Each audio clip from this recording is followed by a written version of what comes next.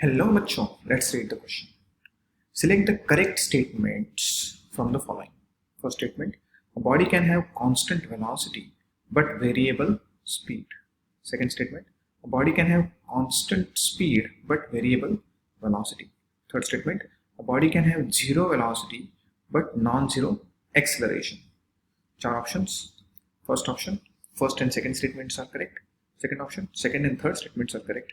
Third option, first and third statements are correct. And fourth option, first, second and third statements are correct. तो यहाँ पर हम concept लगाएंगे velocity, speed and acceleration.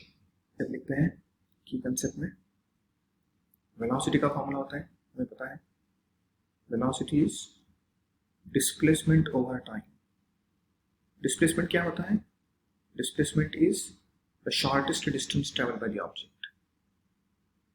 उसके बाद speed का फॉर्मूला लिखते हैं. Speed is distance by time. Distance क्या होता है? Distance is total path travel by the object. उसके बाद acceleration. Acceleration is change in velocity over time. तो delta V is change in velocity, delta T is change in time. तीन formula use करेंगे. First statement क्या बोल रहा है? Body can have constant velocity but variable speed. Velocity क्या बोल रहा है? कांस्टेंट है. Velocity is what? Displacement over time. Displacement over time क्या है? Constant है.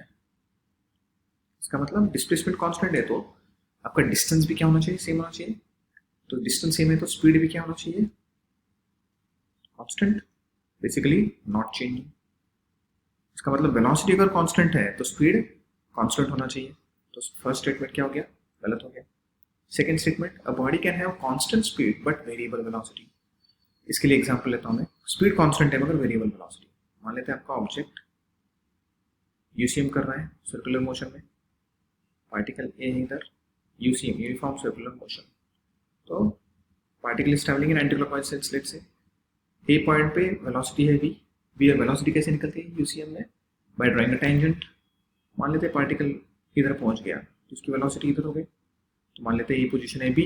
तो ए पोजीशन पे और बी पोजीशन पे स्पीड सेम है. स्पीड इज कांस्टेंट और यूनिफॉर्म.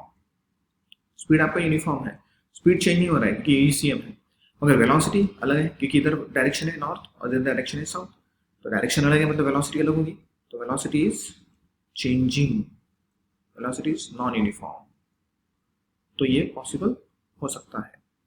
क्या बोल रहा है? Body can have constant speed yes but variable velocity. ये सही है. Third statement, body can have zero velocity but non zero acceleration. इसके लिए एग्जांपल लेता हूं मैं. मान लेते हैं आपने एक ऑब्जेक्ट थ्रो किया ग्राउंड से ऊपर की तरफ थ्रो किया और उसने मैक्सिमम हाइट रीच की. Let's say at this point. ये पॉइंट है आपका मैक्सिमम हाइट. Maximum height. इस पॉइंट पे आपकी वेलोसिटी क्या होती है? जीरो. अगर एक्सेलरेशन जीरो है? नो, एक्सेलरेशन जीरो नहीं है. एक्सेलरेशन क्या कर रहा है? जी, right, downward, negative. Basically downward act कर रहा है, नेगेटिव. तो इसके लिए वो नीचे आ रहा है. इसका मतलब यहाँ पर वेलोसिटी जीरो है मगर एक्सेलरेशन जीरो नहीं है.